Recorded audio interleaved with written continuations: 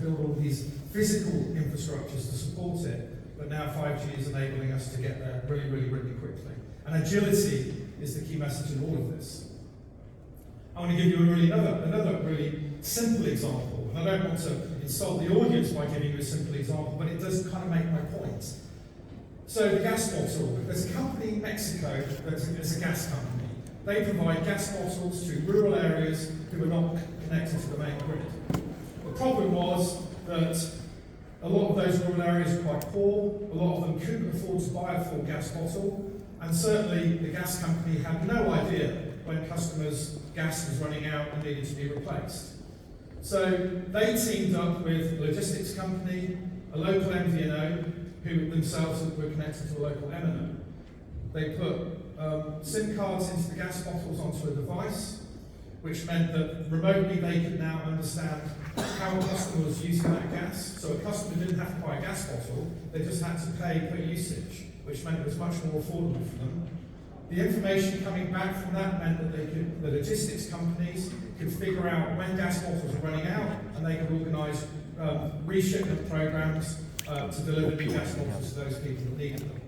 So here you've got a little ecosystem working, a logistics company, a gas company, an MVNO, and a telco working together to create real value into that market.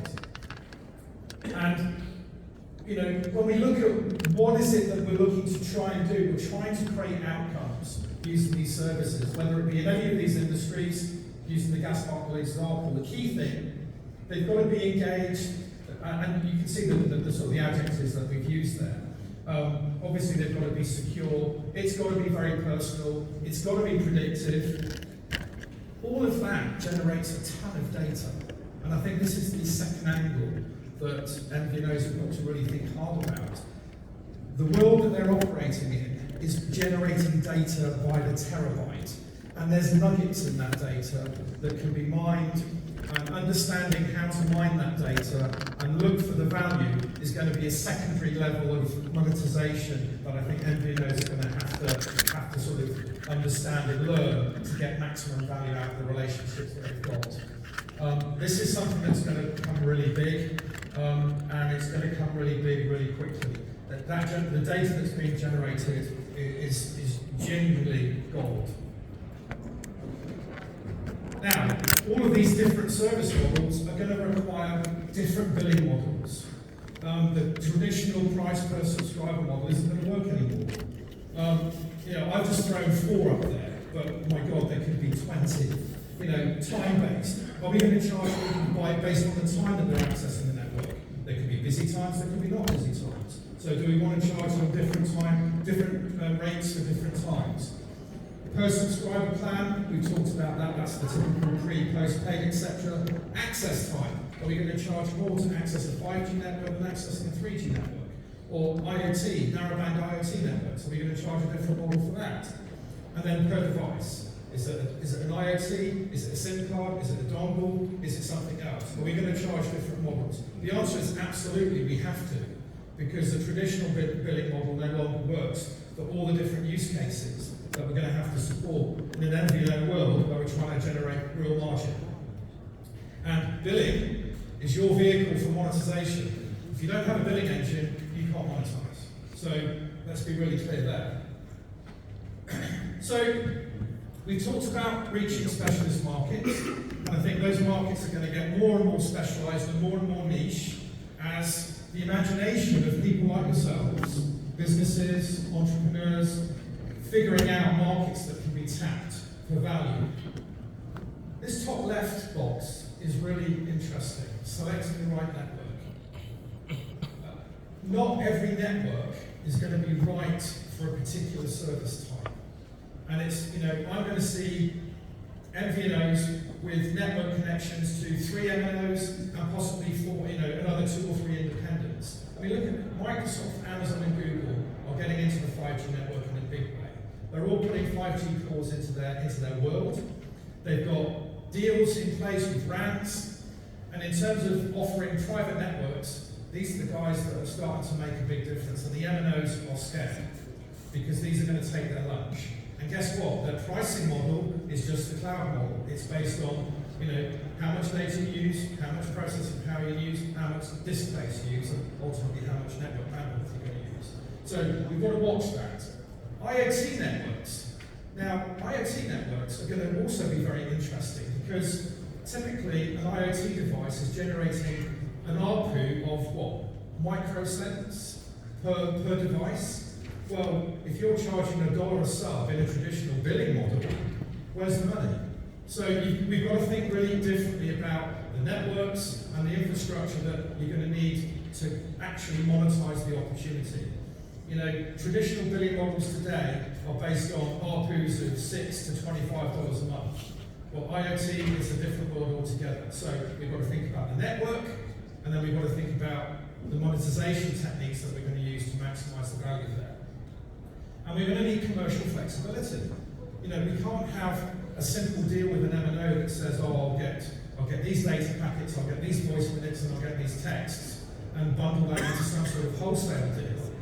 You've got to be really creative here, both at the front end, in terms of how you charge your customers, but you've also got to be creative at the back end and work with forward-thinking network providers. And I think those MNOs that have got real sort of foresight, a bit of entrepreneurship, and start offering commercial flexibility to their MVNO customers, they're going to start to win the day. So I think it's beholden upon us in the middle ground to make sure that you've got flexibility commercially going forwards, flexibility commercially going backwards to the MNO. And I think there's a lot of work we can do here to really unlock value in the services that we're providing. And I go back to, it's an ecosystem going forward. I don't think we can do it all by ourselves. We're going to have to partner creatively, and we're going to have to be entrepreneurial as we embark on that journey. So let's talk about digital briefly. It's the word that's the buzz at the moment. You know, 89% of the people are tech savvy, and if they like a brand, they're prepared to sort of promote it. And yet CSPs, that number's probably a bit low. I think the slide's 9 months, 12 months old. But the point is, there's not a lot of CSPs that are truly digital, so we've got to take that into consideration. But we've got to get the basics right. You know, eSIM obviously creates significant fluidity. You know, these days the big opportunity is taking YouTube channels that have got 10 million subscribers and trying to monetize that relationship further. We know that's happening in places like Mexico, where 10 million subscriber channels are being encouraged to take up a SIM card. Well, it's an eSIM, you scan a barcode, bang, you're provisioned on the network. Self-service is clearly important. I think the social aspect of the world today means that there's huge opportunity to capture value, and obviously real-time AI. We know what we're talking about.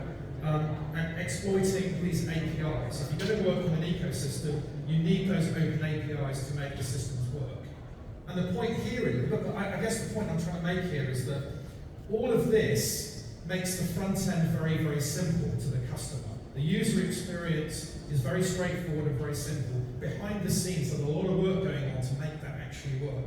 So we've got to get the basics right if we're going to deliver the customer experience at the front end. And from my perspective, from an MDS perspective, it's all about the billing. And you know, we're hoping that our billing capability is our part of that jigsaw that we're going to get right and make simple for you so that you can actually collect the value from your customers. Now, Vadza is a business that we've been working with, and they're very much into that B2B space. Whilst they've launched their MVNO and they do have, you know, consumers on it, their actual business growth is coming from the B2B market.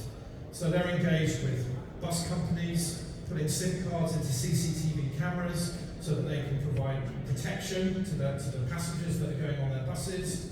They're talking to vloggers who've got channels on YouTube with multi-million-pound subscribers. And think about it. They're looking, you know, they've got a 10 million, they're working with a YouTube channel that's got 10 million subscribers. And all they need to do is convert 50,000 of those 10 million onto their plan, and they're making money. It's a real huge opportunity that they're starting to really recognise and they're working with the vloggers, they're working with companies like bus companies, and they're driving a whole new sort of way of thinking about how they're generating value. So whilst they are supporting consumers, it's not their focus at the moment, because that's a difficult sell, or that's a difficult margin play.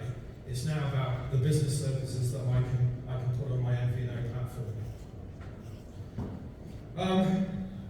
Agility, this is the one slide that I plug our product. We're 35 years old as a business. We've been doing this for 35 years in the B2B space, so we know B2B intimately, but clearly over the years we've also got B2C customers. Cloud-enabled, lots of self-care capabilities, real-time, and using standard interfaces. I think we can get a platform up and running in sort of 10 to 12 weeks, so relatively quick. It's about agile. I talked about it all through this presentation. You can't, if your opportunity only has a lifetime of 9 months and it takes you 12 months to deliver a system, well, opportunity gone, right? So we've got to be quick in every aspect of how we capture that value. And then finally, my last slide is just another example. Uber, it's a name we all know well. In Brazil, they've teamed up with the TIM network, Surf Telecom, and they've launched effectively the Uber chip. This allows the Uber drivers to use the SIM card, put it in their phone. That means all of the data that they're using to become an Uber driver is free. They get free access to the Waze application. So it's Uber's way of providing a very lowering the barrier to entry for driver candidates in Brazil. And again, it's a simple idea, but it really works. Uber's getting huge value because it's reduced the barrier for drivers coming on their platform. The MVNO's getting paid by Uber, the TIM's getting paid by, the MNO's getting paid by the MVNO. Everybody's a winner in that game. And ultimately, it's a good example of an ecosystem working really, really well, but it's also a good example of the models that us as MVNOs need to be thinking about if we're going to get away from the race to the bottom world of minutes, data, and texts. So that's my presentation. I think we're running out of time, so I won't take questions now, but like I said, we're just outside the door. I'd love to speak to as many of you as possible. Come and talk to us, and I'll answer as many of your questions as I can. But thanks for your time, and enjoy the rest of the conference.